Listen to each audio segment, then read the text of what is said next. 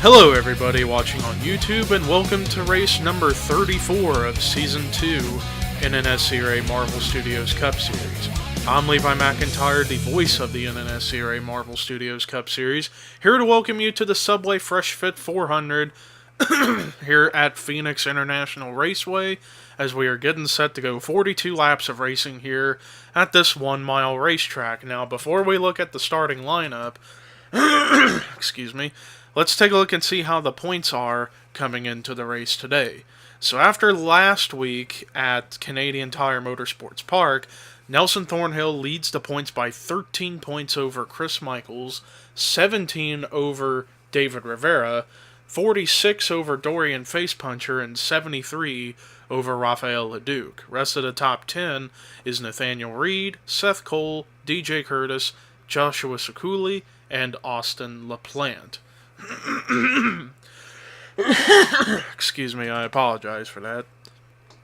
But anyways, let's go ahead and take a look at the starting lineup for the race today. Starting in the last row, we have Andrew Rich and the points leader, Nelson Thornhill.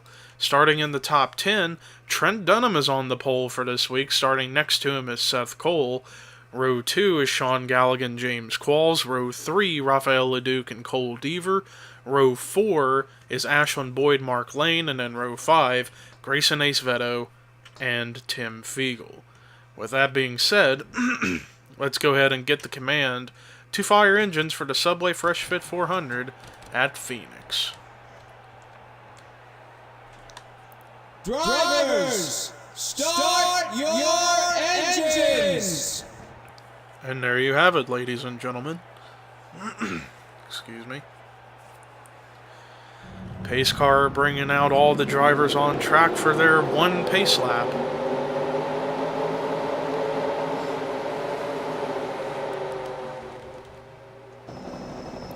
Now you gotta wonder how some of these, I apologize, I just mumbled there.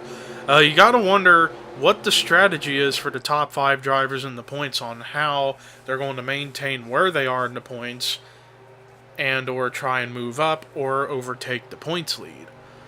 Rafael Leduc is probably the one driver in the top 5 in points that is in desperation mode this week, because if he can get a good finish and hope that the guys ahead of him in the points finish behind him, he can find himself back in the hunt for the championship. Because if he doesn't end up getting a top 10, well, we'll talk about that as soon as we get through lap 1, because it's time to boogity, boogity, boogity, go racing.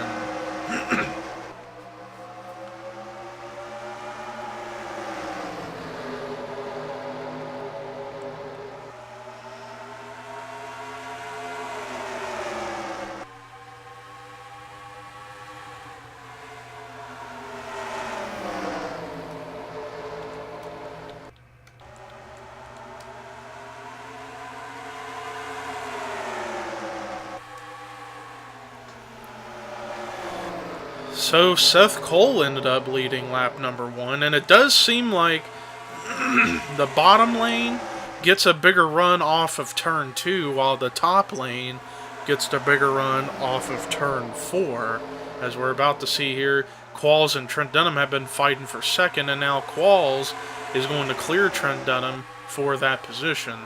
But like I was saying before we got the race started, Rafael Leduc is the one primary driver in the top 5 in points that is gonna have to get a top 10 finish and hope that the drivers ahead of him in the points, particularly Rivera, Michaels, and Thornhill, finish in the very back in hopes of staying in contention for the championship. Because if he doesn't end up where he is now in hopes of where the 17 and the 6 and the 78 are, then he may be mathematically out of the championship hunt. Meanwhile, Dorian Facepuncher, kind of in the similar scenario, but not as bad. And there you see the 62 right there in the middle of the pack, up in 12th as of now, but he's about to be under fire from the 51 of Jesse King and the 55 of Grayson Acevedo. As back up here at the front, Seth Cole has a slight lead over James Qualls, and Qualls goes for a big move, diving it in the corner, but unfortunately Seth just carries more speed and ended up clearing the 70 as a result. And meanwhile, we got a battle going on for fourth. Rafael Leduc over Cole Deaver. Let's watch the miles per hour differences. Well, they're almost running identical, although it looks like the high line gets about 2 or 3 miles an hour more speed than the bottom, but not as big of a margin as you would expect on the mile per hour rating of how much of a difference the high and bottom lanes can be. Rafael Leduc going for a move underneath Trent Dunham, but again just couldn't quite carry that speed, and now he's going to block in front of Mark Lane to try and keep the 56 behind him. But here you see the bottom lane gets a bigger run off of turn 2, and you can actually make a pass on the bottom. It's just now whenever you see them go through the high line, depending on who's all around you, the high line will get the bigger run. As you see, the 99 is pulling ahead of the 56 for now, but now the 56 is going to have the run on the bottom. So that is how all this is playing out for the time being between two cars running side by side. And speaking of side by side, fight on for the lead once again. Qualls trying to dive it in, but he needs to realize he's going to have to try and utilize the high side if he's going to try and make a pass on Seth Cole in 3 and 4. 1 and 2, he can maybe make it work, but he just can't get up to the 98 after losing some time off of 4. And there you see the 70's going for it again, but watch as the 98 is going to carry the speed, as we're going to go to helicopter view to demonstrate this thing with the high and bottom grooves here at Phoenix. Excuse me. So there you saw Qualls got a run just slightly in 1 and 3 and 4, and then there you see Qualls is diving it in, but of course he doesn't have enough speed to carry that momentum all the way, and as a result, the 98 utilizing the high line to carry more speed off the corner to keep the 70 at bay. But now we're going to see it again if Qualls is actually going to go for that move one more time. Let's see, and it looks like he does. He's going for it again, but as you can tell, that high side just gets the bigger boost. But you can definitely tell the 70 is not going to give up easily in this battle. Meanwhile, Trent Dunham's been maintaining 3rd place for the majority of this run, and Rafael Leduc having a great point stay going in 4th as he's trying to utilize the bottom, but again, like we've talked about, you gotta be on the high line off of 4 if you're going to make a pass. 1 and 2, you can maybe get the bottom to work if you can get all the momentum in the right place. Like right there, Cole Deaver just wasn't quite fast enough to make that move, and as a result, he might end up losing a spot to the 62 of Dorian Facepuncher, who's quietly working his way up through the field as he's now scored in 7th. So a great run going for the 62 team.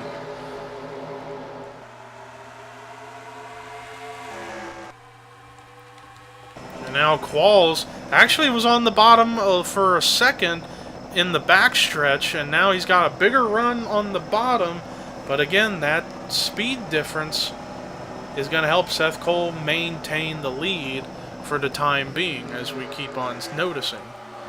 As we're looking around the field, and there you see the points leader, Nelson Thornhill, running in 40th, and David Rivera is running in the very back as well. Where's Chris Michaels?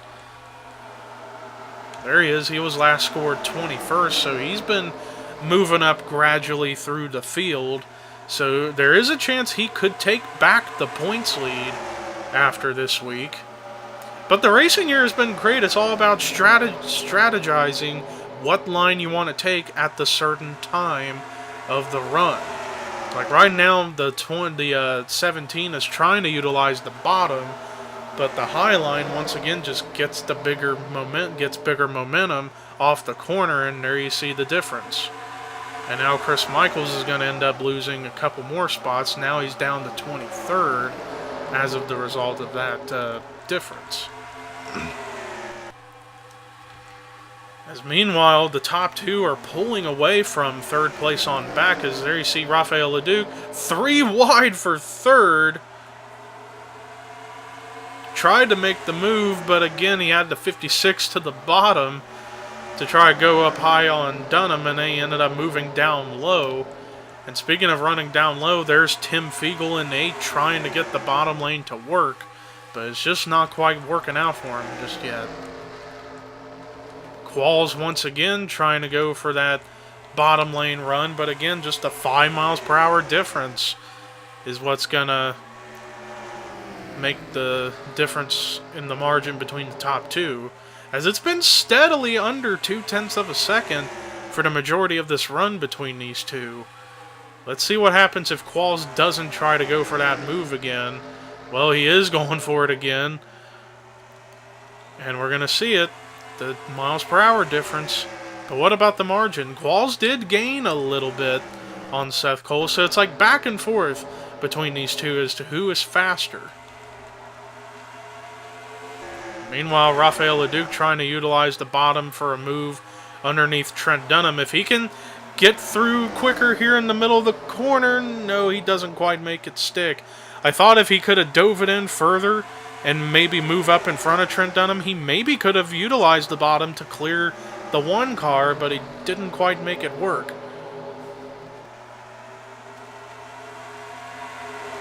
And now the 99 is going to be under attack from the 56 of Mark Lane, who's now up high, as they are still fighting it out for position. But now Leduc is going to end up not getting the Dunham and potentially end up losing one spot and move down to 5th. But he's not going to give up easily.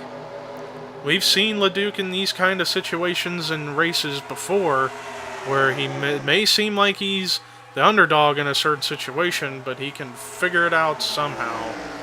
But it's just, it seems in this case, he's still struggling because he's not able to get up to the high line because it's being blocked off right now by the 56, who actually beat him to the line for the 4th spot for now. Is back up at the front. It is still Seth Cole leading. I think he has led every lap so far in this race, and he's going to get the most laps led bonus points. And speaking of points, I do want to bring this up, a big announcement. I did a voting poll on the Facebook group for the Marvel Studios Cup Series as to what point system we should run for next season. Should we run and the choices were to run the current system we've been using, where the person with the most points ends up being the champion, or do we do a chase system of one of 3 different chase systems? First, the original chase, where it was just the top 10 fighting it out in the final 10 races, or the 2007 to 2010 system, where it's top 12 fight it out for the championship, or the 2011 through 2013 system, where it's the top 10 and 2 wild cards. And according to the votes, we're going to do the top 10 in the wild card system, as meanwhile Seth Cole pulling out of the track to come into pit road, sacrificing the lead over to James Qualls. So now green flag pit stops are underway, and Seth Cole was actually the only one to come into pit road. That's going to be interesting to see if, when everybody else comes in the pit and it looks like here comes Qualls, but a few more are going to stay out, but Qualls is coming in, so you're going to have to wonder who could end up being the race leader when all these pit stops are said and done. And this is the only pit stop I believe these drivers are going to have to make, and Seth Cole's going to come out. James Qualls entering his stall. And meanwhile, we're seeing more cars getting ready to pull down off track to enter pit road, and more cars are staying out. I think it's because when they're up in the high groove, they can't pull down to get into pit road without slamming into somebody. So because of that, they're going to have to try and hope that they don't run out of gas. in order to make it on the rest of the way. And now we could see a cycling for the lead here after everything's said and done between Qualls and Seth Cole. Only a 15-mile-per-hour difference, but I think Qualls could end up having this once everybody else is done pitting and now everyone else has entered pit road, and some contact between Angel Oliveira and Matt McIntyre as Oliveira was coming on track and Dylan Young is spun in his pit stall. Tough break for Dylan Young, and I don't know, now he teleports. I was about to say, when is he going to teleport straight into his stall? Must have made contact with somebody to the point where he ended up spinning. So, bit of a bizarre turn of events right there, so to speak, as we are awaiting to see who is going to cycle around as the leader. I don't know if Mark Lane will end up being the leader because he's way out ahead. But let's see on the scoring as they come across the line. And it is Mark Lane in the lead. And Mark Lane, I believe, was pitted in the third group of cars on pit road. So we have a new leader, Mark Lane in the 56. So let's do a full field rundown. So Mark Lane trying to go for win number 3 this season, running in the lead. Second is Ashlyn Boyd. Third is Charles Sanford. Fourth, Dylan Thoreau. Fifth, James Qualls. Sixth is Seth Cole. Seventh is Phil Parker. Eighth, Sean Galligan. Ninth, Grayson Acevedo. 10th, JT Bryant. 11th is Rafael LeDuc. 12th is David Rivera. So great run going now for Rivera, running top 12. And then, whoa, this could end badly if they're not careful. Let's see what happens off of 4. They made contact, but it looks like they're keeping it together. So right now, 12th is Shearer, 14th Fiegel, 15th Face Puncher, 16th is Andrew Rich, 17th Trent Dunham, 18th right now is Cole Deaver, 19th Reed Ralden, 20th is Nelson Thornhill. So comeback run for the 78. Well, now that spot's now may get taken by DJ Curtis, and it looks like now potentially the bottom lane could be kicking in here in 3 and 4.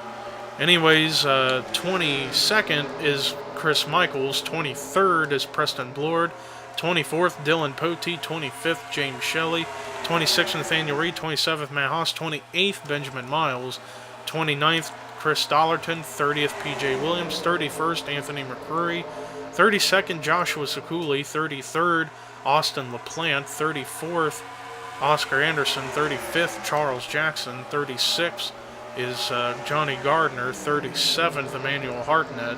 38th, Jesse King. 39th, Matt McIntyre. 40th is Angel Oliveira. And then 41st, Jessica Sheldon with Dylan Young 4 laps down somewhere. I don't think he's on pit road anymore. I think he may be out on the track somewhere. Let's look around to see if that is the case. Yeah, there he is. He is now back on the track.